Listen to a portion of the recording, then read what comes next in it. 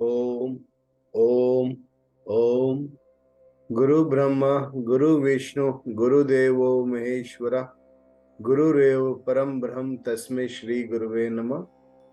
ध्यानं मूलं गुरुमूर्ति पूजा मूलं गुरुपदम मंत्र मूलं गुरुवाक्यम मोक्ष मूलं गुरुकृपा।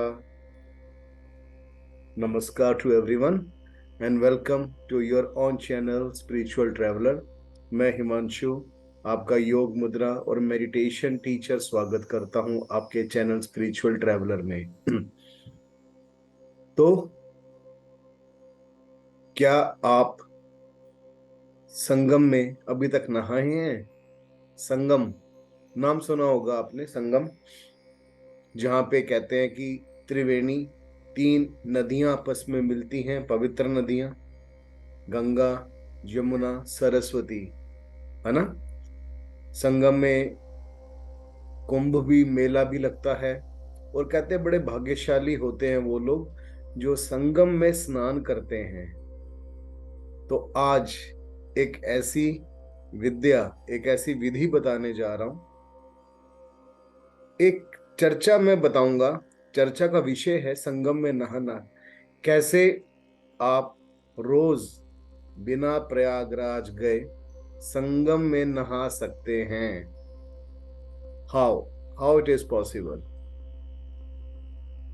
संगम में नहाना अर्थात कहते हैं कि वहां पे मनुष्य पापों से मुक्त हो जाता है।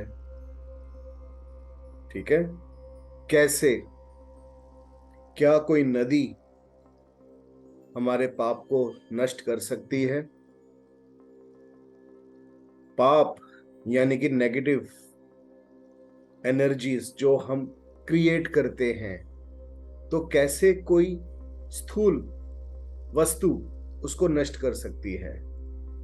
लेकिन इस वीडियो को कंटिन्यू करने से पहले मैं एक बात क्लियर करना चाहता हूं। ये वीडियो किसी की भी आस्था को ठेस पहुंचाने के लिए बिल्कुल नहीं है।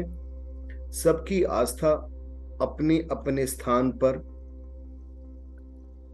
अच्छी है, किंतु योग के अनुसार जो संगम का अर्थ बनता है, मैं सिर्फ वो समझाने का प्रयास कर रहा हूं।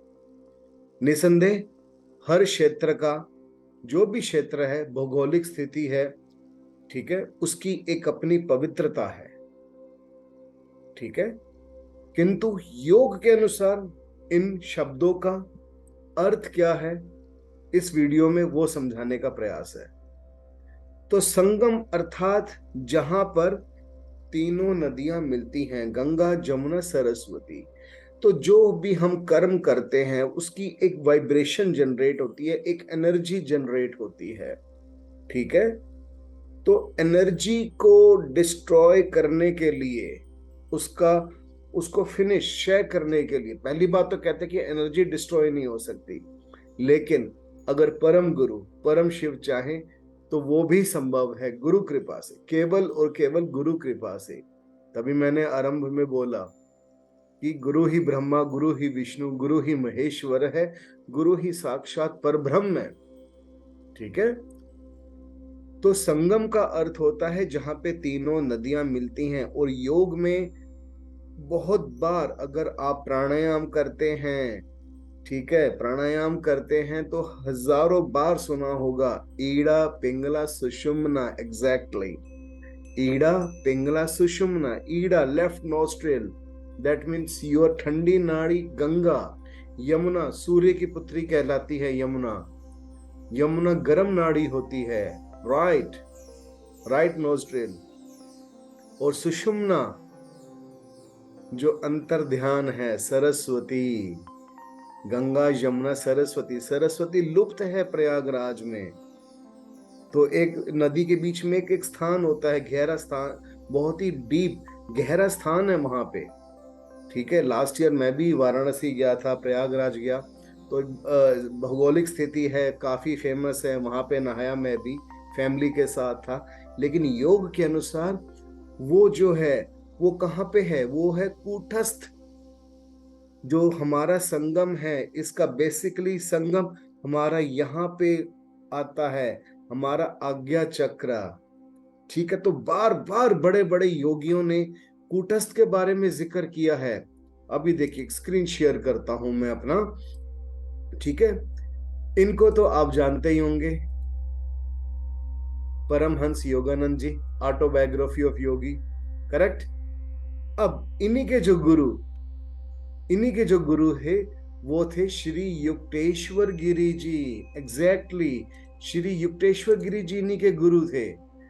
देखिए इनकी फोटो अभी दिखाता हूं, ये देखिएगा युक्तेश्वर गिरी, है ना, युक्तेश्वर गिरी जी की फोटो। युक्तेश्वर गिरी जो लाड़ी माशे जी के स्टूडेंट थे, शिष्य थे, और लाड़ी माशे जी महावतार बाबा जी के।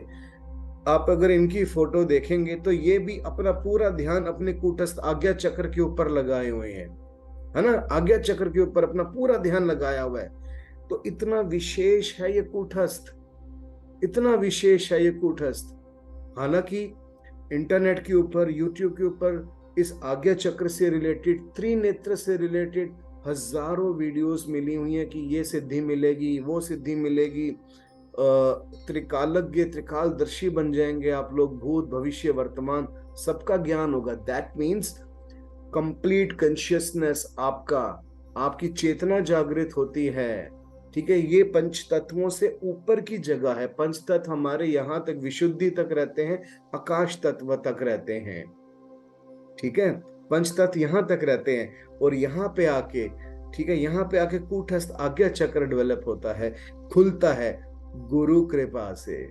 जब गुरु की कृपा होती है तभी वो आज्ञा चक्र खुलता है। और यहाँ तक पहुंचने के लिए नीचे के पांचों चक्र, मूलाधार, स्वादिष्ठान, मणिपुर, अनाहत और विशुद्धि, ये 5 चक्रों का खुलना जरूरी है।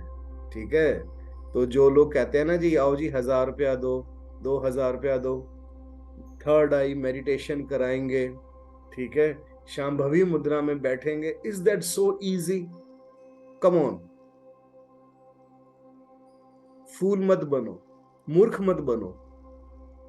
कोई भी व्यक्ति अगर ऐसा कहता है कि आओ जी आज्ञा चक्र खोलने की एक वर्कशॉप कराते हैं, बहुत बड़ी मूर्खता है ये, बहुत बड़ी मूर्खता है ये। ठीक है, तो कूटस्थ यहां पे एम होना चाहिए हमारा, आज्ञा चक्र। भगवान शिव के बारे में एक पौराणिक कथा है कि कामदेव ने भस्म करना चाहा तो त्रिनेत्र से भस्म कर दिया। तो दैट मीन्स उनके अंदर जो एक तरंग थी, उत्पत्ति, वो आरंभ हुई तो शिव का त्रिनेत्र ज्ञान चक्षु, ये ही ज्ञान चक्षु है। तो ज्ञान ने उस भाव को कंप्लीटली डिस्ट्रॉय कर दिया। इतना पावरफुल है ये कूटस्थ आज्ञा चक्र। और यहीं पे आके ही ईड़ा, पिंगला, सुषुम्ना, जो तीनों नाड़ियां होती हैं, यहां पे आकर के मिलती हैं, यहीं पे आके वो तीनों नाड़ियां मिलती हैं। इसी को संगम कहा जाता है। तो जो भी कोई योगी जब इस स्टेज में पहुंच जाता है, इस स्टेट ऑफ माइंड में, इस बहुत ही विशेष पारलौकिक अवस्था में पहुंच जाता है, तो डेफिनेटली उसके जो जितने भी कर्म होते हैं, एनर्जीज अंदर जो संचित की हुई होती हैं इस जन्म की या पुराने जन्म की, वो डिस्ट्रॉय हो जाती हैं। ठीक है, क्योंकि वो पंच तत्वों से ऊपर की विद्या पे आ गया है। और यदि आप रेगुलर मेडिटेशन साधना करते हैं, दीक्षा ले रखी है चक्र साधना के माध्यम से, ठीक है, व्यक्ति डेफिनेटली, अगर चक्र नहीं भी खुल रहे, लेकिन धीरे धीरे गुरु कृपा से अगर उसका डिवोशन अच्छा है अध्यात्म के प्रति, समाज की सेवा के प्रति और उस परमात्मा के प्रति, तो डेफिनेटली वो जो संगम के अंदर भावनात्मक रूप से वो स्नान कर सकता है। भावनात्मक रूप से स्नान करना, दैट मीन्स गुरु उसके जो संस्कार हैं धीरे धीरे फिनिश कर रहे हैं। ठीक है, तो ये वीडियो थोड़ा सा टेक्निकल हो गया ना योग के अंदर, दोबारा सुनिएगा इस वीडियो को। और वाकई में अगर आप संगम में स्नान करना चाहते हैं, लर्न मेडिटेशन सीखिए। I am ready to teach you free of cost.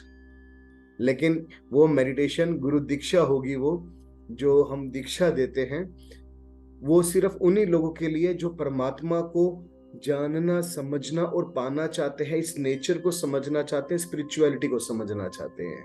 ठीक है, तो आज का वीडियो मैं यही स्टॉप करता हूँ। आशा करता हूँ कि वीडियो अच्छा लगा होगा। जरूर दोबारा मैं एक नया वीडियो लेकर के आऊंगा इसी इसी तरीके के टॉपिक से रिलेटेड, या किसी संत महापुरुष की जीवनी से रिलेटेड, या किसी और एक अच्छी मुद्रा से रिलेटेड। ठीक है, तो नेक्स्ट मुलाकात कल होगी। तब तक के लिए सबको नमस्कार। शिव ओम, शिव ओम, शिव ओम।